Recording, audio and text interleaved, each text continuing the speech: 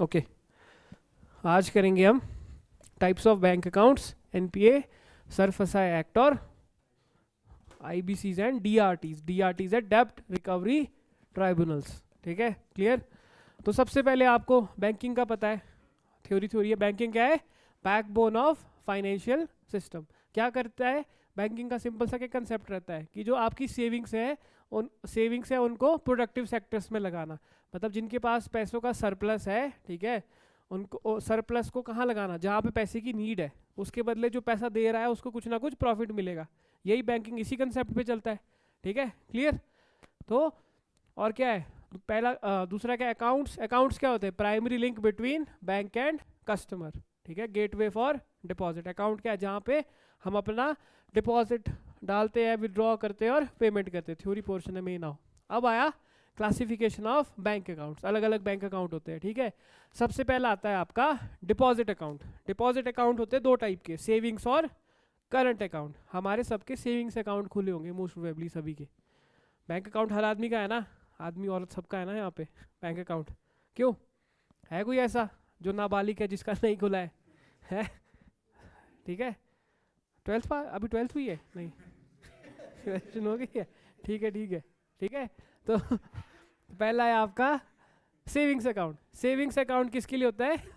For individuals to save money with interest. ठीक है, in general जो पब्लिक है अपना सेविंग्स अकाउंट ही खोलती है। ठीक है, क्लियर। उनको कौन कौन सी फैसिलिटीज प्रोवाइड होती है? एटीएम फैसिलिटीज, ऑनलाइन बैंकिंग और लिमिटेड फ्री ट्रांजैक्शन। ये इंपॉर्टेंट है, लिमिटेड फ्री ट्रांजैक्शन। ऐसा आपको मैसेज आता होगा ना कि 5 ही महीने की आप फ्री पेमेंट निकाल सकते हो एटीएम से। आते कि नहीं मैसेज? मेट्रो नॉन मेट्रो का अलग अलग कंसेप्ट रहता है कि नहीं? ठीक है, और ऐसा भी रहता है कि अगर आपका एसबीआई का अकाउंट है, ठीक है, तो एसबीआई की जगह अगर आप एचडीएफसी के एटीएम में जाओगे तो शायद 3 या 5 ही फ्री कर सकते हो। उससे ज़्यादा करोगे तो 20-20 रुपये कटते हैं। आया समझ? तो लिमिटेड किस में है? ये आपके सेविंग्स अकाउंट में। It is popular among salaried persons and house holds. आगे समझ। दूसरा आता है करंट अकाउंट। करंट अकाउंट होता है जहाँ पे जो डे टू डे जिन्होंने बिजनेस करना हो, फॉर एग्जाम्पल कोई दुकानदार है, तो कोई दुकानदार है वो सेविंग्स अकाउंट नहीं खोलता, वो कौन सा खोलता है? करंट अकाउंट खोलता है। ठीक है, क्या है? For businesses and firms with high transaction, क्योंकि बहुत सारी ट्रांजेक्शन होगी। हम एक दुकान जाएंगे, 10 रुपए डालेंगे ना, ऐसे होता ना। ठीक है, और वहाँ पे क्या है? ओवरड्राफ्ट फैसिलिटी भी अवेलेबल होती है। ओवरड्राफ्ट फैसिलिटी समझते हो? नहीं, ओवरड्राफ्ट फैसिलिटी का मतलब ये है, ठीक है, कि कोई मैं दुकानदार हूँ, ठीक है, मेरा कोई सामान आ रहा है होलसेल से, मैंने सामान उठाया, ठीक है, अब उनको मैंने 10,000 देना है, पर मेरे अकाउंट में सिर्फ 5,000 ही रुपए है। ठीक है, तो मैं 10,000 विड्रॉ कर सकता हूँ अपने अकाउंट से, माइनस 5,000 जाएगा। मतलब बैंक मेरे को वो प्रोवाइड कर रहा है वो फैसिलिटी कि तू 5,000 एक्स्ट्रा निकाल ले, बट लिमिट बैंक ने बोला होगा कि अगले दिन को वो 5,000 वापस होनी चाहिए, डिपॉजिट भी हो जानी चाहिए। आया समझ? उसको क्या बोलते हैं? Overdraft facility. जितनी लिमिट है, जितना आपका बैंक बैलेंस है, उससे थोड़ा सा आप ज़्यादा पैसा निकाल पा रहे हो। आया समझ ओवरड्राफ्ट फैसिलिटी का मतलब? हाँ कशिश, लग गया पता? ठीक है, और इसमें क्या है? करंट अकाउंट में कोई इंटरेस्ट नहीं मिलता या फिर बहुत मिनिमल इंटरेस्ट मिलता है आपको। इसमें क्या है? इसमें तो हमें 4% इंटरेस्ट मिलता ही मिलता है ना। पैसा पड़ा पड़ा रहेगा तो इंटरेस्ट खाएगा, ऐसा ऐसा तो है, ऐसा ही है ना? क्यों? ठीक है, अब इसमें नहीं मिलता करंट अकाउंट में। तो करंट अकाउंट कौन यूज करता है? मैक्सिमम आपके जो बिजनेसमैन होते हैं, क्योंकि जिनकी रोज की बहुत सारी ट्रांजैक्शंस होती है। ठीक है, सेविंग्स में ऐसा नहीं होता। क्लियर। अब अपने अपने प्रोज एंड कॉन्स है। क्यों, क्या हो गया आयुष? नेक्स्ट आया आपका एफडी, फिक्स्ड डिपॉजिट अकाउंट। सुना होगा आपने एफडी, एफडी, आरडी। ठीक है, एफडी क्या होती है? एफडी होती है कि हमने लम सम अमाउंट कहीं डिपॉजिट कर दिया, उसके बदले हमें इंटरेस्ट मिलेगा। आया समझ? एफडी क्या है? मतलब मेरे पास 2 लाख रुपए आए, ठीक है, कशिश का 50 लाख का सेव हुआ। ठीक है, कशिश के 50 लाख का सेव हुआ, कशिश ने सोचा चल 30 लाख खर्चा है साल का, ठीक है, सब कुछ, 20 लाख की मैं एफडी बना देती हूँ। ठीक है, 20 लाख की मैं एफडी बनाती हूँ, बाकी 30 लाख में से जैसे भी जो भी इन्वेस्ट अलग अलग जगह में, 20 लाख का इसने फिक्स डिपॉजिट डाल दिया। ठीक है, फिक्स डिपॉजिट डाला, उस पर अलग अलग बैंक अलग अलग इंटरेस्ट रेट देंगे आपको, कोई 6% देगा, कोई 8% देगा। ठीक है, बट कशिश, अब प्रॉब्लम क्या होगी? कशिश उस एफडी जो बनाएगी, हो सकता है उसका टाइम पीरियड 2 साल हो या 3 साल हो, वो 3 साल बाद ही उसको निकाल सकती है या 2 साल बाद ही निकाल सकती है। पहले निकालेगी तो पेनल्टी वगैरह चार्ज करते हैं फिर वो, क्योंकि क्या है, जिस बैंक में इसने पैसा डिपॉजिट कर दिया उसकी एफडी बना दी, ठीक है, बैंक उस पैसे को कहीं इन्वेस्ट कर रही है, उस 20 लाख को कहीं इन्वेस्ट करके तभी जाके उसका 2 करोड़ बनाएगी, तब जाके कशिश को वो 25-28 लाख देगी वापस। आया समझ? यही ऐसे ही होता है ना, ठीक है, एफडी का आपको पता लग गया। नेक्स्ट है आपका recurring account, recurring deposit account, RD या फिर टाइम डिपॉजिट भी बोलते हैं। टाइम डिपॉजिट मैंने बता रहा था ना आपको, मेंशन किया था, time deposit savings in post office, ठीक है। तो आरडी, आरडी बोलते हैं ना, आरडी आप सबकी खोली होगी आपके पेरेंट्स में, लिख के देता हूँ, आरडी सबकी खुली हुई होगी। पोस्ट ऑफिस में तो हर किसी ना किसी आपके फैमिली मेंबर की आरडी खुली होगी। आरडी का मतलब है मंथली आप पैसे डिपॉजिट कर रहे हो, ठीक है। ईएमआई क्या होता है? ईएमआई होता है कि हमने कोई प्रोडक्ट लिया और मंथली मंथली उसके पैसे कट रहे हैं, ये उसका ऑपोजिट हो गया कि आप मंथली पैसा डिपॉजिट कर रहे हो, ठीक है। और आपको मेच्योरिटी पे इंटरेस्ट के साथ, अगर आपका टोटल अमाउंट से 30,000 है तो बोलेंगे 10% इंटरेस्ट मिलेगा, तो 33,000 मिलेगा आपको वापस। आया समझ? ये अलग अलग स्कीम है, ठीक है। Fixed monthly deposits for a set tenure, interest similar to FD, helps inculcate savings habit, ठीक है। तो ये अच्छी है, आरडी अच्छी चीज़ है, ठीक है, आरडी अच्छी चीज़ है। सिप की तरह ही समझ लो, सिप भी वैसी होती है, सिप भी मंथली होती है, वन टाइम होती है, ठीक है, कटेगा या फिर, बट सिप क्या है? सिप मार्केट के उस पर चलेगी, ठीक है, मार्केट की फ्लक्चुएशन पे चलेगी। इसमें ऐसा नहीं है, इसमें क्या है, इसमें आपको पहले प्री डिटरमाइंड बताया है कि इंडियन पोस्ट ऑफिस गए हुआ, पोस्ट ऑफिस में आपने आरडी चलाया है, पोस्ट ऑफिस वाले बोलेंगे कि आपको 6% इंटरेस्ट हम देंगे ही देंगे, चाहे हम हमारा बैंक लॉस पे जा रहा है या प्रॉफिट पे जा रहा है। आगे समझ? ठीक है, तो सेविंग्स हैबिट अच्छी होती है। बट मॉडर्न टाइम्स में अब सिप और इस सब पे ज़्यादा फोकस जाता है। करता तो पोस्ट ऑफिस भी वही है, करता तो LIC भी आपका प्रीमियम लेता है, LIC नहीं, वो लिमिट वाला तो अलग है, बगीचे वाली लिमिट बोल रहे हो आप?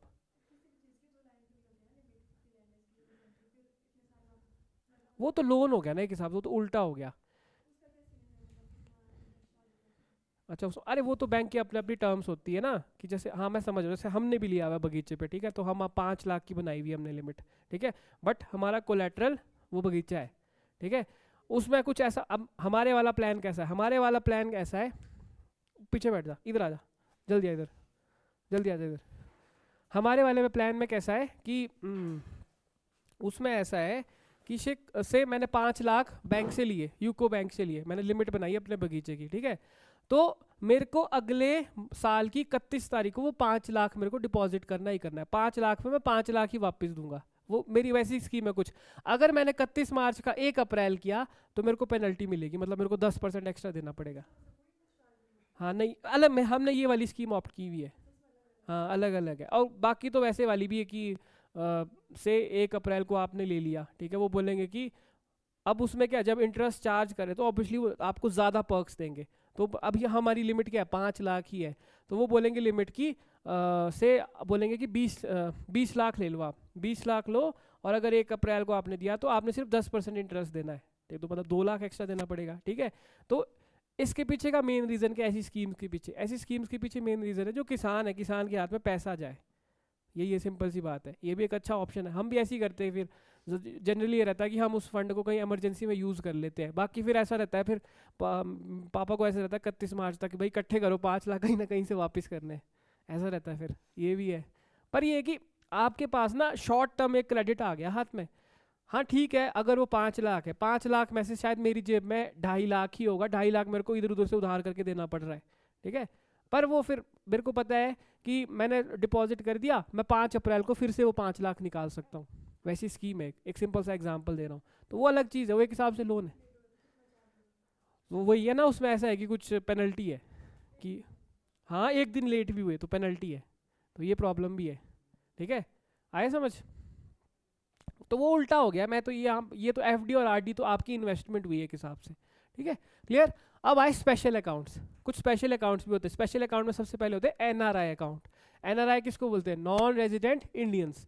NRIs होते हैं जो होते तो इंडियन सिटीजन है पर वो बाहर रह रहे होते गवर्नमेंट के काम से, बिजनेस से। जैसे मैं इंडियन फॉरेन सर्विस ऑफिसर बनूंगा, IFS ऑफिसर बनूंगा, तो ठीक है, तो मेरी पोस्टिंग बेल्जियम के एम्बेसी में होगी, ठीक है, 6 महीने से ज़्यादा मैं बाहर रहा तो मैं एक हिसाब से NRI कंसिडर किया जाऊँगा, हूँ मैं यहाँ का सिटीजन, वोटिंग यहीं दूंगा मैं, ठीक है।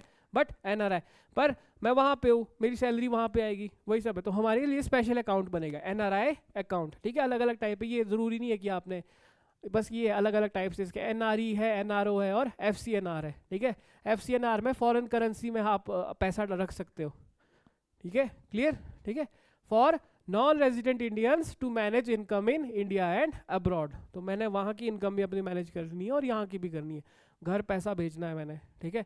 अब घर पैसा भेजूंगा डॉलर में थोड़ा ना जाएगा, ठीक है। तो NRI अकाउंट अलग से होते हैं। फिर होते हैं आपके demat account. Demat account important है। जब आप, मैं स्टॉक और ये सब का बता रहा था ना मैं आपको, सिप वगैरह का कि करो, ठीक है। तो ग्रो करोगे आप, यूज ज़ेरोधा करोगे, कोई भी करोगे प्लेटफॉर्म, ठीक है। तो पहले वो सारी की सारी आपकी डिटेल्स लेगा, हर चीज़ मांगेगा, आपके आधार पैन सब कुछ लेगा, ठीक है। फिर उसके बाद एक आपका अलग से अकाउंट बनता है, उसको बोलते हैं डीमैट अकाउंट। एक ही बनता है वो डीमैट अकाउंट, ठीक है। एक ही अकाउंट बनता है डीमैट अकाउंट, जो आपके शेयर्स और सिक्योरिटीज़ को होल्ड करके रखता है इन इलेक्ट्रॉनिक फॉर्म, ठीक है। ऐसा नहीं कि ग्रो ऐप पे मैंने अकाउंट बनाया, ठीक है, तो वो ग्रो ऐप पे मेरा अकाउंट बना तो वो पैसा मतलब ग्रो ने अपने पास सेव करके रखा, कुछ ऐसा नहीं है। अलग से हमारा एक डीमैट अकाउंट बनता है और उसको कोई ना कोई बैंक ऑथराइज करता है, हमारे बिहाफ पे कोई बैंक उसको ऑथराइज कर रहा होता है, कोई देख रहा होता है उसको, ठीक है, क्लियर।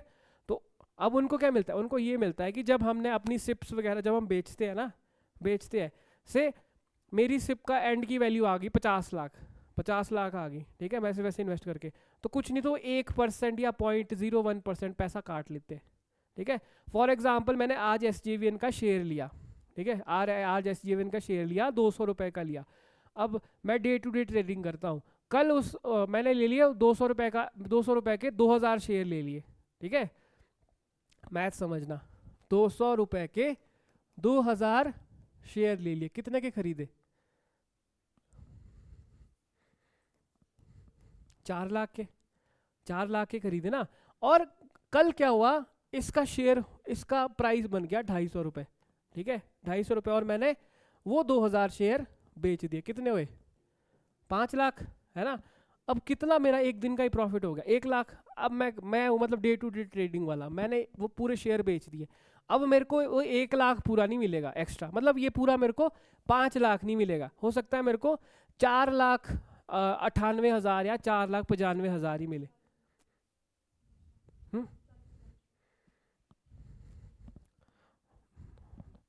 2000 इंटू 200 तो 4 लाख ही होता है। नहीं सुनो मेरी बात, क्या बोल रहा हूँ मैं, मेरे को पूरा 5 लाख मैं बाहर नहीं निकालूंगा, उसमें से कुछ नहीं तो 5-6 हज़ार कुछ कटेगा, 1% ही होगा ना, 1-2% पट कटेगा, ठीक है। वो पैसा ग्रो के पास भी जाएगा जो मेरा, और जो पीछे जो मेरे पीछे बैंक जो मेरा अकाउंट बना रहा है इसे मेंटेन कर रहा है उसको भी जाएगा, ठीक है। तो आप सोचो ऐसी कितनी ट्रांजेक्शनें होती होगी दिन की, तो वो उनका रेवेन्यू सोर्स है, ठीक है। ग्रो ज़ेरोधा बहुत प्रॉफिट कमा रहे, पॉजिटिव में है उनका, ठीक है, क्लियर, आया समझ, ठीक है। तो इतना पैसा हो जाता है, अलग से टैक्स अलग देंगे हम, कैपिटल गेन्स टैक्स पढ़ा रहा था ना मैं आपको, capital gains tax, long capital gains tax, एक होता है short capital gains tax. Short capital लगता है कि डे टू डे में मैं बेच रहा हूँ तो वो भी टैक्स लेती है गवर्नमेंट, सोचो हमारे प्रॉफिट पे भी हमारा हक नहीं है। ठीक है, और इन्होंने अपनी तनख्वाहें जब 3.5-3 लाख करनी हो तब नहीं इनको चुल मचती गवर्नमेंट वालों को, है कि नहीं। MP MLA की बात कर रहा हूँ मैं, ठीक है। आप सेंट्रल गवर्नमेंट एम्प्लॉय, आपको तो इसमें भी टैक्स देना ही पड़ेगा, इनको तो हर चीज़ है। अब अहमदाबाद में MLA के बनाए हुए इतने सही 4 BHK अपार्टमेंट बनाए, 33 रुपये महीने का किराया उनका, 33 रुपये महीने का किराया, समझ रहे हो आप।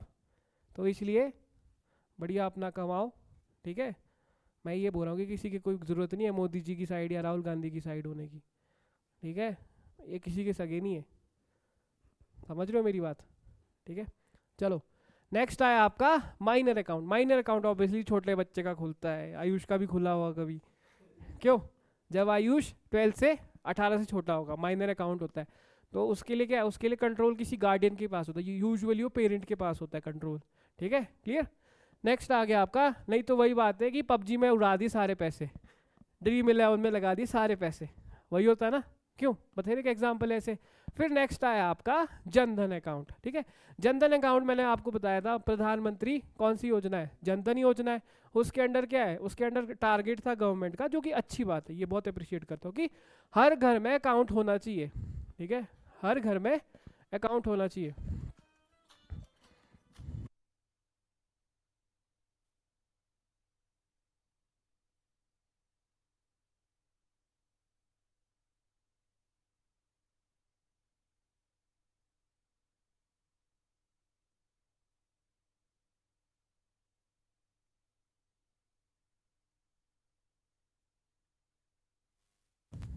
हाँ मैं क्या बोल रहा हूँ, जनधन, जनधन अकाउंट का क्या है, जीरो बैलेंस अकाउंट है। मतलब ये था इनका कि rural areas, specially rural areas में, रूरल एरियाज में आपने देखा होगा जो गरीब घर है, गरीब घर के पास तो बैंक खाता भी नहीं है ना।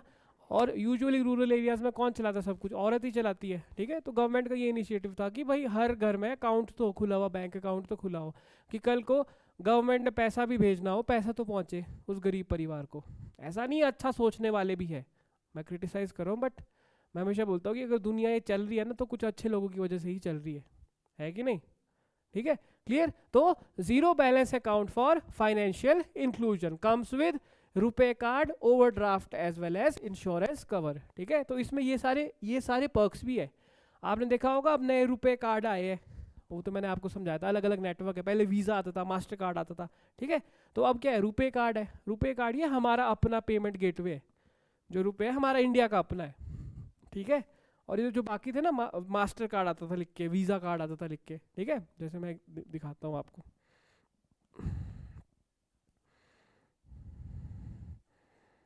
देखो ये SBI पे ये मास्टर कार्ड का है मेरा, यहाँ पे ये मास्टर कार्ड का लोगो है, ठीक है। ये बाहर की पेमेंट गेटवे है। अगर मैंने यहाँ से स्विट्जरलैंड पैसा भेजना है तो इस गेटवे के थ्रू मैं भेज सकता हूँ, तो ये कुछ ना कुछ पैसा मेरे से चार्ज करेंगे। अगर मैंने 5 लाख भेजना है तो ये बोलेंगे कि 500 रुपये तुम्हारे को पेमेंट गेटवे फीस देनी पड़ेगी, एक्सेस। क्यों? क्योंकि ये सेफ पैसेज दे रहे हैं, सेफ पैसेज दे रहे हैं। तो बैंक्स ने, इंडिया ने क्या किया, इंडिया ने बोला कि हम अपना बनाएंगे। तो वो कौन सा है हमारा अपना, रुपए है। देखो ये वीज़ा है कोटक वाला, इसमें वीज़ा लिखा हुआ है, ठीक है। रुपए वाला दिखाता हूँ, रुपए वाला,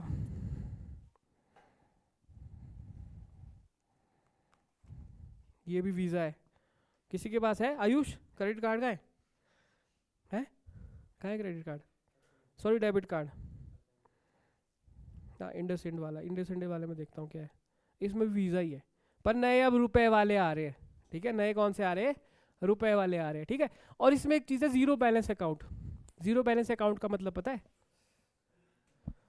कि ज़ीरो हो सकता है, ठीक है। आप प्राइवेट बैंक्स ये सब में जाओगे ना, जैसे आप IDFC या HDFC जाओगे, ठीक है। जैसे मैं यहाँ मैंने अपनी बहन के पास खोलना पड़ा अकाउंट, कोटक महिंद्रा में काम करती है, तो 15,000 मिनिमम बैलेंस चाहिए उसमें, ठीक है। मिनिमम बैलेंस से नीचे गए अगर मंथली का आपकी वो हुई तो आपकी पेनल्टी लगेगी आपको, ठीक है। तो वो गलत है ना, हाँ पब्लिक में भी हो गया है। मेरा SBI का बना हुआ है, शुक्र है, उसमें ज़ीरो बैलेंस है अलाउड, ठीक है हैं।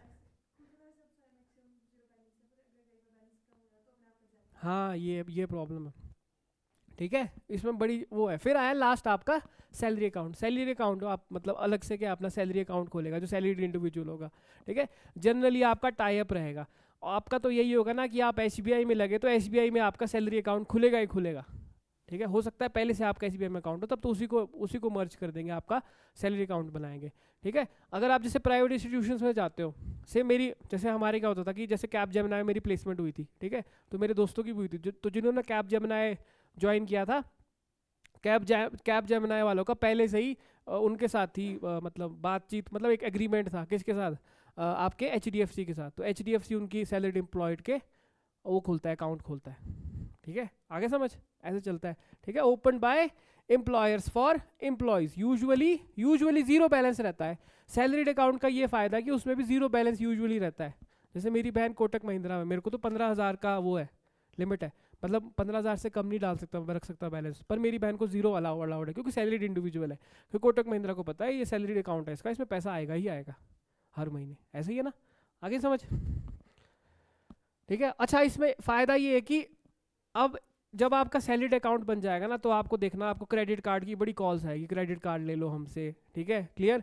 लोन वगैरह आपको अच्छे इंटरेस्ट पे मिलेगा, क्योंकि उनको पता होता है कि इस बंदे की ये सैलरी अकाउंट है, इसका पैसा आएगा ही आएगा। तो अगर हम इसको लोन भी देंगे, लोन भी, अब बैंक लोन देगी, बैंक तो चाहती है कि लोन लो, क्योंकि लोन ही तो उनका सबसे बड़ा क्या है, रेवेन्यू सोर्स है, ठीक है। अब नेक्स्ट आया आपका सेविंग्स अकाउंट। सेविंग्स अकाउंट की फीचर क्या है, low minimum deposit and balance required, जो हमारा रहता है जनरली, ठीक है, क्लियर। ये मैंने समझा दिया वैसे सारा। अर्न्स मॉडरेट इंटरेस्ट, कौन रेगुलेट करता है उस इंटरेस्ट रेट को, RBI, ठीक है।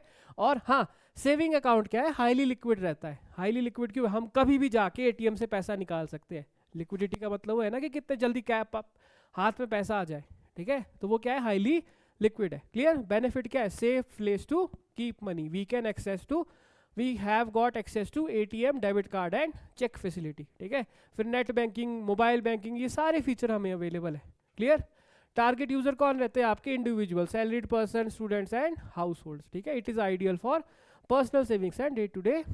ठीक है? करंट अकाउंट का मैंने समझा दिया है कि कोई इंटरेस्ट नहीं मिलेगा या फिर थोड़ा सा ही मिलेगा। ओवरड्राफ्ट फैसिलिटी मैंने समझा दी क्या होती है, समझाया ना मैंने। ओवरड्राफ्ट फैसिलिटी क्या होती है?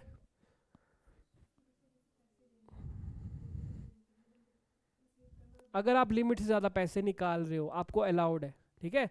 एक KCC कार्ड बनता है ना, किसान क्रेडिट कार्ड, उसमें भी ओवरड्राफ्ट फैसिलिटी है।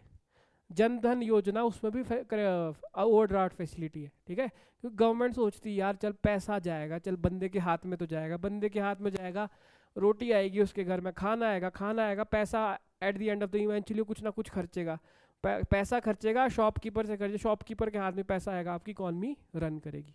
आया समझ? ठीक है? क्लियर? चलो ये मैंने आपको करवा दिया है, FD भी मैंने करवा दिया है अच्छे से। ठीक है? क्लियर?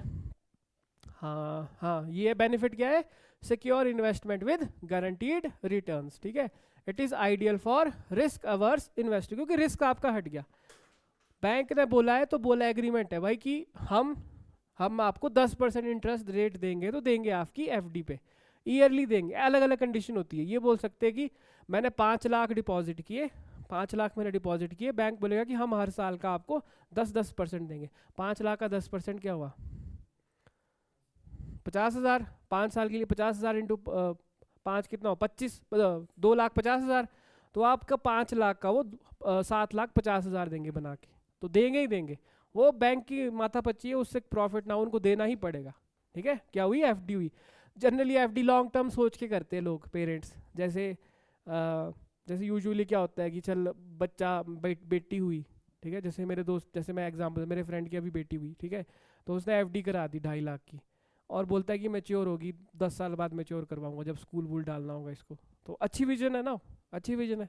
ठीक है? हो सकता है उसके 2.5 लाख का उस टाइम मतलब वो ये बन जाएगा 8-9 लाख, जो बहुत अच्छी बात है। महंगाई सब कंसिडर करनी होती है, इन्फ्लेशन भी तो होती है। ठीक है? क्लियर? रेकरिंग में क्या हुआ? Fixed monthly deposits. अच्छा, ये तो हो गया कि जनरली FD का क्या रहता है कि लमसम पैसा आया, जैसे कोई किसान है, जैसे सेब वाला एग्जांपल हो गया, जैसे ऊपर सेब हुए, ठीक है, लमसम पैसा आ गया, डिपॉजिट कर दिया। इसमें क्या है, कोई सैलरी इंडिविजुअल है तो ठीक है, RD आप उसने खोल दी, ठीक है, मेरे को पता है कि हर महीने मेरी 2,000 RD कटनी है, तो उससे क्या एक डिसिप्लिन अप्रोच रहती है।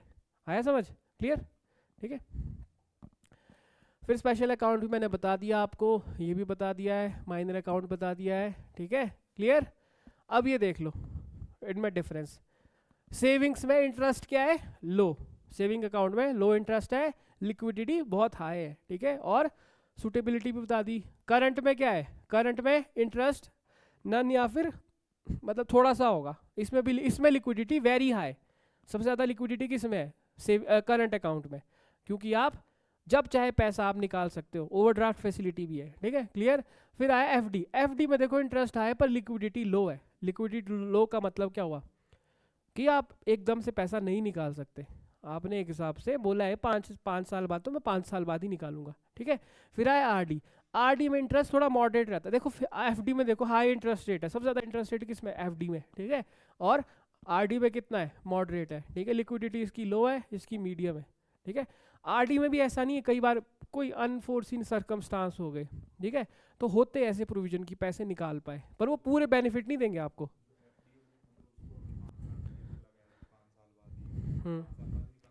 हाँ नहीं, प्रोविजन होते, क्लॉज होते हैं, पर बैंक बोलेगा कई बार, अब अलग अलग क्लॉज होते हैं। कई बैंक तो ये भी बोलते हैं कि भाई हम पेनल्टी चार्ज, हम पूरा 5 लाख नहीं देंगे, आप एग्रीमेंट बना हुआ है कि 5 लाख, तो हो सकता है कि हम उससे कम दें, या हो सकता है कि अगर, या कई बैंक अच्छे होते हैं, कई बैंकों की अच्छी टर्म्स होती है, वो बोलेगी कि चलो 3 साल में आपको निकालना पड़ रहा है, तो 3 साल में आपने जितना कमाया आप निकालो।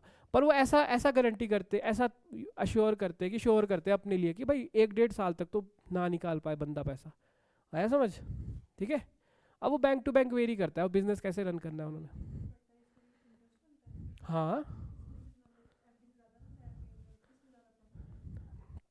EPFO का नाम सुना है? Employment provident fund organisation. ठीक है? तो उसका कैसा फंक्शन रहता है कि अगर मेरी सैलरी 30,000 है, 30,000 CTC है, तो मेरे को हाथ में 27,500 ही आएगा एक हिसाब से। 2500 मेरा प्रोविडेंट फंड कटेगा, 2500 कंट्रीब्यूट करेगी ऑर्गेनाइजेशन, तो 5,000 चला गया। ठीक है, तो EPFO के ना रेट निकलते हैं, जैसे 8 पॉइंट कुछ % है रेट, तो GPF का भी इतना ही रहता है यूजुअली, EPF के अराउंड ही रहता है, या उससे थोड़ा सा कम रहता है, उससे ज़्यादा नहीं रहता। GPF नहीं, मैं पर्सनल बोल दूँ, मेरा पर्सनली है कि आपकी एसेट की डाइवर्सिफिकेशन होनी चाहिए, कि GPF भी कटे, FD भी बनाओ, RD भी रखो, म्यूचुअल फंड भी रखो, SIP भी रखो, मेरा ये मानना है।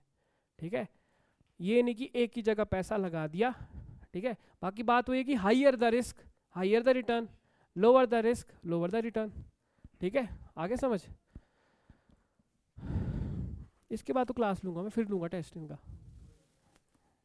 ठीक है, चलो डीमैट अकाउंट लग गया पता।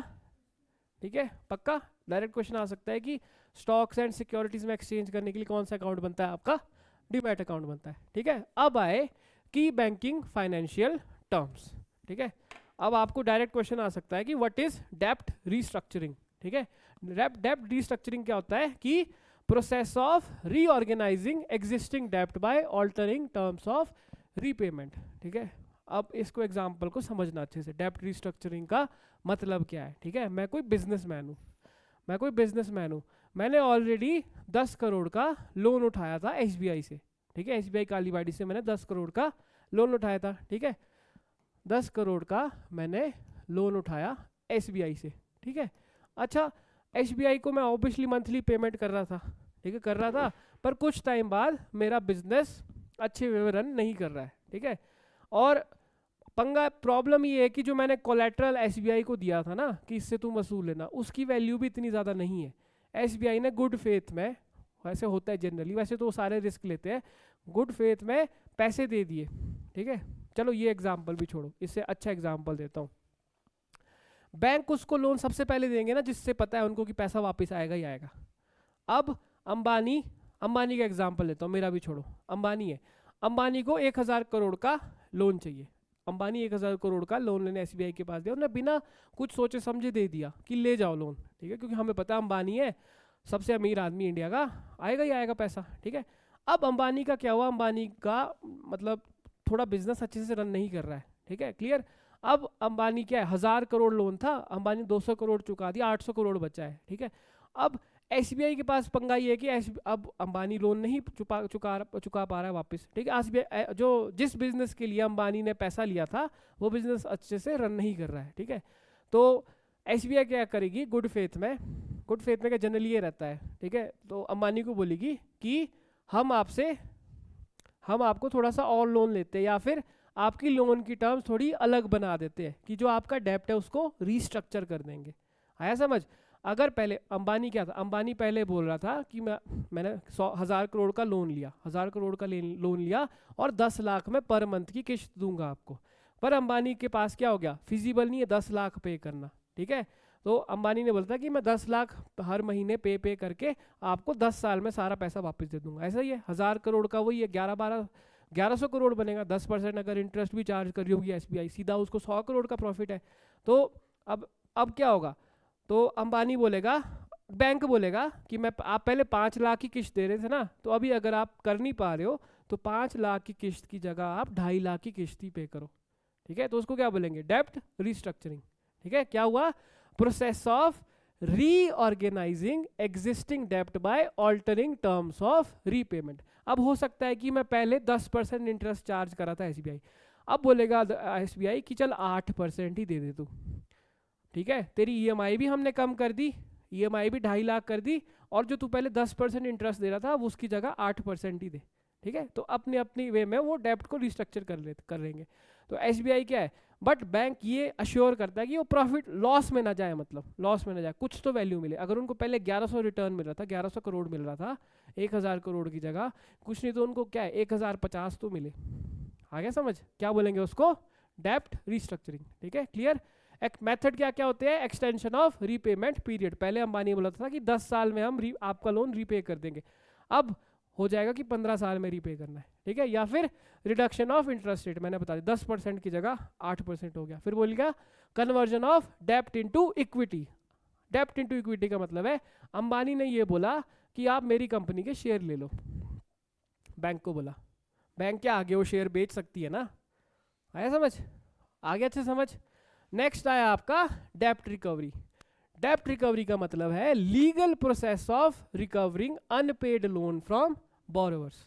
ठीक है, जो लीगल प्रोसेस होता है, लीगल प्रोसेस होता है, कोई आदमी लोन वापस नहीं कर रहा है तो लीगल प्रोसेस होगा, कुछ लॉस बने होंगे। ठीक है, तो उस प्रोसेस को क्या बोलते हैं, डेप्ट रिकवरी। और इंडिया में इसको कौन हैंडल करता है, आपके डेप्ट रिकवरी ट्राइब्यूनल्स। ठीक है, डीआरटीज आया समझ, डीआरटीज क्या होते हैं, डेप्ट रिकवरी ट्राइब्यूनल्स। ठीक है, क्लियर। कोर्ट मतलब जैसा एक सेशन कोर्ट, डिस्ट्रिक्ट कोर्ट, इनके पास होता है ना, केसेस सुनवाई होती है, अलग अलग केस सुनते हैं, डाइवोर्स के, ये सब के। ठीक है, तो ये स्पेसिफिकली किसके लिए, डेप्ट रिकवरी के लिए। आया समझ। ठीक है, डेप्ट रेजोल्यूशन क्या है, डेप्ट रेजोल्यूशन क्या होता है, अब कॉम्प्रिहेंसिव सॉल्यूशन फॉर डिस्ट्रेस डेप्ट often under insolvency and bankruptcy code. ये मैं आपको समझा दूंगा अभी, क्लियर। ठीक है, क्रेडिटर्स एंड, मतलब इसमें क्या होता है, डेप्ट रेजोल्यूशन में होता है कि अंबानी है, एसबीआई है, अंबानी भी चाहता है कि यार इनका पैसा मैं वापस करूं, और एसबीआई भी चाहता है कि हाँ हमें हमारा पैसा मिले वापस, और इसके साथ हमारी टर्म्स भी ना बिगड़े, जनरली ये रहता है। ठीक है, तो उसके लिए बनता है ये डेप्ट रेजोल्यूशन। आया समझ। डेप्ट रेजोल्यूशन बनेगा तब जाके आपकी डेप्ट की रिस्ट्रक्चरिंग होगी। आया मेरी टर्म्स का मतलब, आया समझ, क्लियर। ठीक है, हो सकता है अंबानी ये बोल दे कि आप मेरी जो मेरा ये वाला मकान है एंटीला, इसको बेच के रिकवरी कर लो। ठीक है, वो तो क्या उसमें क्रेडिटर एसबीआई और डेप्टर आपका अंबानी साथ में बैठ के एग्रीमेंट कर रहे हैं। आगे समझ, उसको क्या बोलेंगे, डेप्ट रेजोल्यूशन। ठीक है, फिर आया ओटीएस। ओटीएस होता है वन टाइम सेटलमेंट। ये क्या है, a compromise scheme where the borrower agrees to pay a lump सम। ठीक है, मतलब इसका ऐसे समझना, अंबानी ने बोला 1000 करोड़ पे करना था। ठीक है, अब एसबीआई को क्या है, एसबीआई को ना इमीडिएट पैसा चाहिए वापस। ठीक है, तो अंबानी बोल रहा है यार नहीं पे कर पाऊंगा पूरा का पूरा, तो ठीक है, तो फिर वो साथ में एग्रीमेंट करेंगे। अंबानी बोलेगा वन टाइम में तुम मेरे से 950 करोड़ ले जाओ, वो अपना कोई एसेट को सुट बेच के बोलेगा कि 950 करोड़ ले जाओ। ठीक है, टोटल ड्यू कितना था, टोटल ड्यू तो ज़्यादा था 1000 करोड़ से ऊपर। ठीक है, बट उससे कम ही पे कर पाया, तो वो क्या हुई, वन टाइम सेटलमेंट। आया समझ, क्लियर। ठीक है, bank writes off the remaining amount. फिर आया loan write off versus loan waiver. ठीक है, loan write off versus loan waiver, क्या फर्क है इसमें। लोन राइट ऑफ का मतलब होता है कि bank removes bad loans from balance sheet for accounting purposes but recovery efforts continue. ठीक है, आपको पता है पूरी बैलेंस शीट बनती है कि कितने लोन गए और कितना पैसा वापस आ रहा है। ठीक है, तो बैड लोन का मतलब होता है जहाँ से पैसा ही वापस नहीं आ रहा, जो लोन दिया था उससे कुछ वापस नहीं आ रहा। ठीक है, तो अगर वो आपकी बैलेंस शीट में रहता ना, बैंक की शीट पे, ठीक है, बैंक की शीट पे, तो वो बैंक की फाइनेंशियल हेल्थ अच्छे से नहीं दिखाता। तो बैंक जनरली उस लोन को कहीं और ही रखते हैं, उस अकाउंट को, उस पैसे को कहीं और रखते हैं, वो बैलेंस शीट से हटा देते, ताकि मतलब क्या हुआ, ऐसे समझ लो कि बैंक ने पिछले साल 1000 करोड़ 2015 में 1000 करोड़ का लोन दिया था। ठीक है, और उसके बाद 2016, 17, 18, 19, 20 वगैरह से अच्छा चला हुआ है, 9-10 साल उन्होंने अच्छा बिजनेस चला हुआ है, हर लोन वापस आ रहा है। अब वो 1000 करोड़ उनकी बैलेंस शीट पे अच्छा रिफ्लेक्ट नहीं कर रहा है उनकी हेल्थ को। बाकी अब देखो, बाकी के 10 साल उन्होंने अच्छा से परफॉर्म किया, 10 साल अच्छी हेल्थ रही उनकी, जो भी थे लोन सब कुछ वापस आ रहा था। पर वो एक जो 1000 करोड़ का लोन था वो उनके खल रहा है उनके उस पर, समझ रहे हो कि नहीं, तो उसको अलग से हटा देते हैं। तो ये बताएगा ना कि हाँ भाई पिछले 10 साल तो हमारी परफॉर्मेंस अच्छी रही है, आया समझ, तो उसको क्या बोलते हैं, राइट ऑफ। ऐसा नहीं है, उससे वो डील करेंगे, उससे वो डील करेंगे जनरली। अब मैं बताऊंगा आपको ना, एक एसेट रिकंस्ट्रक्शन कंपनीज होती है, उनको दे देते हैं ये लोग, बैंक जो बैड लोन होता है ना कोई, उनके पास देते कि तुम रिकवरी करो इन लोन्स की। आया समझ, क्लियर। और आया वेवर। वेवर का मतलब है लोन ही माफ कर दिया। अक्सर आप देखा होगा पॉलिटिशियन इन चीज़ों के वादे कर देते हैं कि भाई किसानों ने लोन लिया है वो माफ़ कर देंगे, इतना करोड़ों का, इतना 1000 करोड़ का लोन है माफ़ कर देंगे। पर जनरली होता क्या है, अमीरजादों के माफ़ करते हैं ये लोग, करते कि नहीं, आया समझ, ऐसी पॉलिटिक्स प्ले करते हैं। अब वादे तो कर दिए बट वो ग्राउंड पे भी तो लाना होगा। अब सुक्खू जी ने कर दिया ओपीएस, अब लगी पड़ी हुई है कि नहीं। अब जैसे राहुल गांधी इतने वादे करता है कि हम ये करेंगे वो करेंगे, हर घर में जॉब देंगे, वहाँ बिहार में इतने वादे कर दिए। अगर हर घर में बिहार में जॉब देनी ना, उतना उनका साल का बजट नहीं होता है। आया समझ? ठीक है, क्लियर। तो लोन वेवर आगे समझ, पूरा आपका लोन ही माफ़ कर दिया। जनरली छोटा लोन तो फिर भी माफ़ कर सकती है, अगर बोले किसी ने हमने 5-5 हज़ार उधार लिया है, 5-5-5-5-5 हज़ार उधार लिया है सबने बैंक से, ठीक है, और वहीं साथ वाली क्लास ने लिया हुआ है 100-100 करोड़ रुपए उधार लिया है, कायदे से तो हमारा माफ़ करना चाहिए, पर उनकी इन्फ्लुएंस ज़्यादा होगी ना। आया समझ? ठीक है। अब आया स्ट्रेस्ड एसेट्स। स्ट्रेस्ड एसेट्स क्या होते हैं? एसेट्स क्या हुए? ये बैंक्स की टर्म में बोल रहा है, बैंक के जो एसेट है, बैंक का एसेट कौन है? जो उसने लोन दिया है वो बैंक का एसेट है ना, क्योंकि बैंक का उससे वो आएगा, तो उन पे स्ट्रेस है, ठीक है। स्ट्रेस एसेट्स कौन से होते हैं? आपके रीस्ट्रक्चर्ड लोन्स। रीस्ट्रक्चर्ड लोन्स मैंने बता दिया, जिनकी टर्म्स मॉडिफाई कर दी गई। फिर नेक्स्ट हुए आपके एनपीएस। एनपीएस होते हैं नॉन परफॉर्मिंग एसेट्स। तो नॉन परफॉर्मिंग एसेट का क्या रहता है?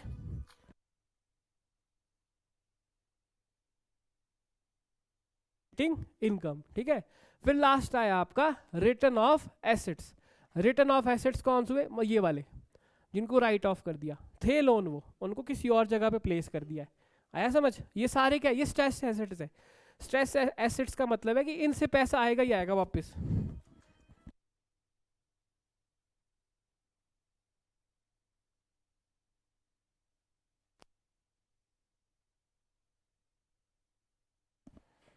अच्छा, अब आए, हाँ अब आए एसेट रिकंस्ट्रक्शन कंपनीज। तो जो मैं बता रहा था ना ये राइट ऑफ वाले हैं, ठीक है, वो एक्चुअली बैंक इनको दे देता है, एसेट रिकंस्ट्रक्शन कंपनीज को, ठीक है। क्या एसेट रिकंस्ट्रक्शन कंपनीज कौन सी है? Special financial institutions that bye NPS from banks at a discount. अब इसको एग्जांपल से समझना। एग्जांपल से, एनपीए का मतलब क्या था? नॉन परफॉर्मिंग एसेट, ठीक है।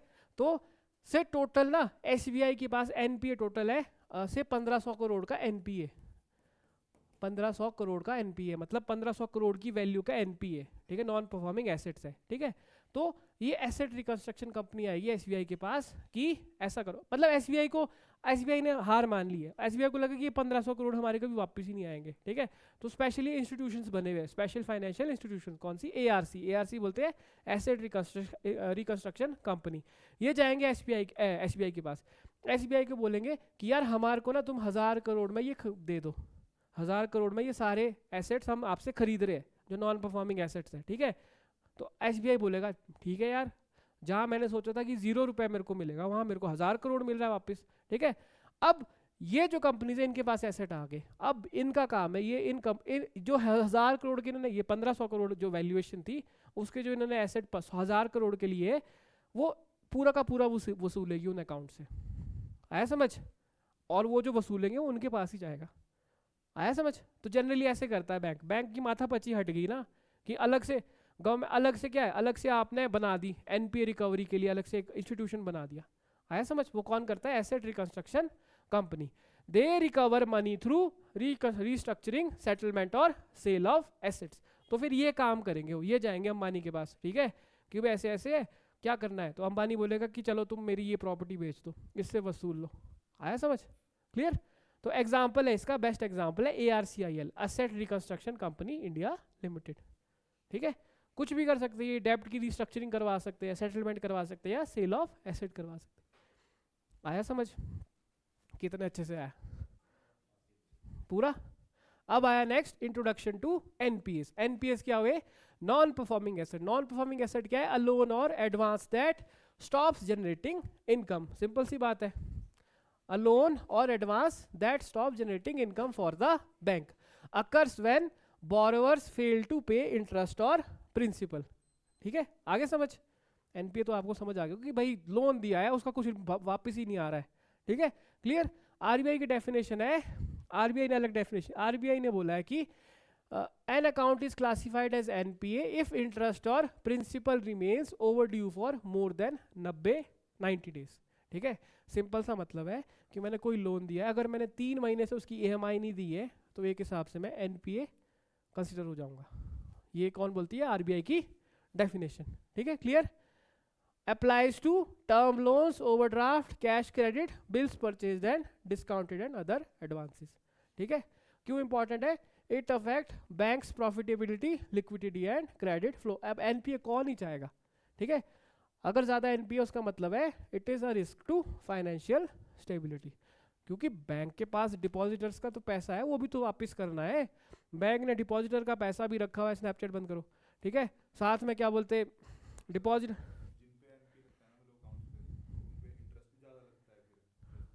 नहीं इंटरेस्ट रेट तो वही रहेंगे, वही रहेंगे, फिर एनपीए फिर वही है, फिर वहाँ पे वो आ गया डेप्ट रिस्ट्रक्चरिंग वगैरह, फिर गवर्नमेंट अपने एजेंट भेजेगा, फिर हाँ हो जाए, ठीक है, आगे समझ। फिर आ गया आपके टाइप्स ऑफ एनपीएस। सबसे पहला हुआ टाइप्स ऑफ एनपी, ये होगा स्टैंडर्ड एसेट। स्टैंडर्ड एसेट का मतलब है कि ये परफॉर्म कर रहा है, ठीक है, इसमें कोई प्रॉब्लम नहीं है। फिर आया सब स्टैंडर्ड। सब स्टैंडर्ड एसेट का मतलब है रिमेन्स, मतलब एनपीए रह चुका है 12 महीने तक।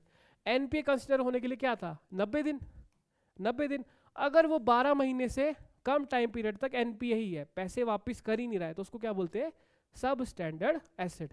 और अगर उसका टाइम पीरियड हो गया 12 महीने से ऊपर, 12 महीने से ऊपर उसने पैसा ही नहीं दिया है, ठीक है, तो उसको बोलेंगे डाउटफुल एसेट। डाउटफुल एसेट का मतलब है कि बैंक को है कि भाई मेरे को नहीं लग रहा पैसा इससे वापस आएगा। आगे समझ। Very low probability of full recovery. फिर लास्ट आया लॉस एसेट्स। लॉस एसेट्स आगे वो कि बैंक ने मतलब बैंक ने कंसिडर ही कर दिया कि भाई कुछ नहीं आएगा इससे, कुछ भी नहीं मिलेगा वापस, हमने लोन दे दिया, कि assets identified by bank RBI auditors as uncollectable, ठीक है, आगे समझ। फॉर एग्जाम्पल नीरव मोदी वाला केस, नीरव मोदी वाला केस भी छोड़ दो, अपना ही एग्जाम्पल देता हूँ मैं, ठीक है, अपना बना के देता हूँ। मेरा कोई स्टार्टअप खुल गया, मैंने कोई ईवी की गाड़ी बनाई, ठीक है, ईवी की गाड़ी के लिए 1000 करोड़ का लोन ले लिया, ठीक है, कुछ एसेट नहीं था मेरे पास, मेरा प्लान था, प्लान में मेरे ऊपर भरोसा था, कल जो मैं आपको एंजल इन्वेस्टर मेरे को कोई मिल गया, एंजल इन्वेस्टर और हेज फंड के दम पे मेरे को बैंक ने भी मेरे साथ, क्योंकि एंजल इन्वेस्टर की क्या है, हाई प्रोफाइल लोगों के साथ डीलिंग है, ठीक है, तो उसने बैंक मैनेजर से बात की, बोला कि 10 करोड़ में इसको दे दो लोन ऐसे वैसे, ठीक है, और एंजल इन्वेस्टर ने भी बोल दिया कि हम 50 लाख भी दे देंगे इसको, ठीक है। अब मेरा वो ईवी का पूरा डिज़ाइन ही फेल हो गया, कुछ चल ही नहीं रहा है, ठीक है, तो अब जब वो बना ही नहीं, वो सारा R&D वो सब में खर्च हो गया, सैलरी दे दी, ये हो गया वो हो गया, रिटर्न में कुछ भी नहीं मिला, ठीक है, तो उसको क्या बोल देंगे, लॉस एसेट है बैंक का, ये कुछ नहीं आएगा इससे वापस। वो मेरा घर बार बेच दे, उससे भी उनको 5 लाख भी नहीं मिलेगा तो क्या होगा, वो लॉस एसेट। आगे समझ, ठीक है, ये सारे टाइप्स ऑफ एनपीए, ठीक है, क्लियर। कॉजेज ऑफ एनपीए अलग अलग होते हैं, समझ ही जाओगे आप। नॉन परफॉर्मिंग एसेट कैसे, कई तो ऐसे होते हैं विलफुल डिफॉल्टर भी बोलते हैं, जो करके नहीं करते, कोई फ्रॉड ही होते हैं। विजय माल्या तो चल यार है तो पॉलिटिकल वो, पर उसकी विजन गलत नहीं थी, अब वो है उसके पीछे पॉलिटिक्स भी है, ठीक है, मैं पूरी वे में उसको गलत नहीं मानता वैसे एक हिसाब से, ठीक है, मतलब वो कर देता, रिकवरी कर देता, पर वो खुद ही फिर क्या होता ना कि पॉलिटिकल पार्टीज को भी एक हेडलाइन चाहिए, फिर लोगों को वो भी करना है, आया समझ, ठीक है। क्या है, पुअर क्रेडिट अप्रेजल एंड, अगर बैंक ने क्या है रिस्क की असेसमेंट ही वीक कर दी, मतलब बैंक एक्चुअली रिस्क की पूरी असेसमेंट करता है, पूरा देखता है कि ये दे भी सकता है कि नहीं दे सकता, आया समझ। जैसे मेरे फादर ने लोन लिया हुआ है, होम लोन लिया हुआ है, एग्जाम्पल तो, ठीक है, जैसे उन्हें लोन लिया होगा, होम लोन लिया होगा, ठीक है, तो जैसे अब उनको कार लोन का भी ऑफर आता है, क्यों आता है, क्योंकि ऐसे सोचते हैं कि भाई इसकी है कैपेबिलिटी है, सैलरीड इंडिविजुअल है, पे कर सकता है, चाहे वो किस्त 5000 की बना पाए, ठीक है, क्लियर क्लियर। फिर नेक्स्ट है आपका inadequate monitoring of loans after disbursement. जब लोन डिस्पर्स कर दिया उसके बाद एम्प्लॉयज ही अच्छे से काम नहीं कर रहे, उसको प्रॉपर उसको ट्रैक नहीं कर रहे कि भाई EMI आ रही कि नहीं आ रही है, ठीक है, वो तो किसकी है, बैंक को काम करना पड़ेगा, ठीक है, क्लियर। ये सब हो गया। फिर हो गया एक्सटर्नल फैक्टर। एक्सटर्नल फैक्टर बहुत सारे होते हैं, जैसे कि बिजनेस ही मंदा है, ठीक है, बिजनेस ही मंदा है, मैंने पेट्रोल पंप खोला हुआ है अपना, पर स्विच किस पे हो रहा है, ईवी पे स्विच हो रहा है, तो मेरा बिजनेस तो मंदा होगा ही, आया समझ।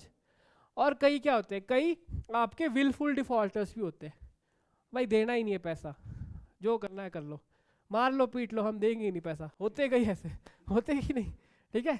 और लास्ट आया आपका नेचुरल कैलामिटी, जैसे यहाँ पे हुआ है अभी हिमाचल में, कितना नुकसान हुआ है, 48,000 करोड़ का नुकसान हुआ है पिछले 2-3 साल में, बहुतों के बिजनेस ठप हुए, किसी ने जेन्युइन कॉज से भी किया था काम, ठीक है, क्लियर।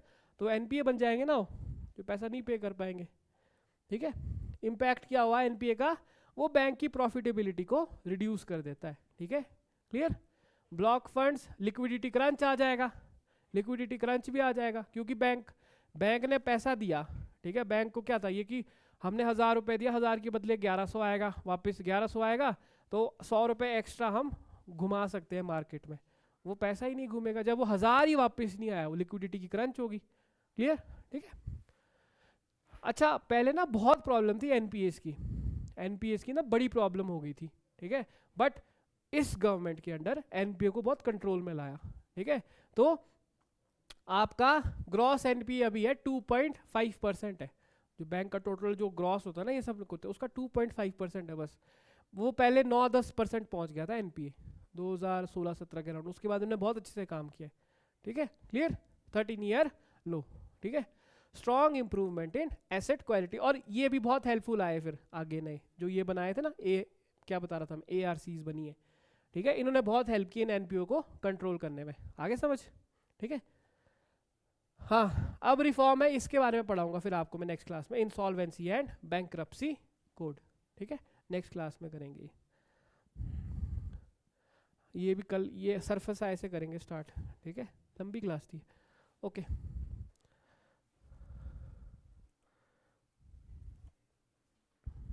5 मिनट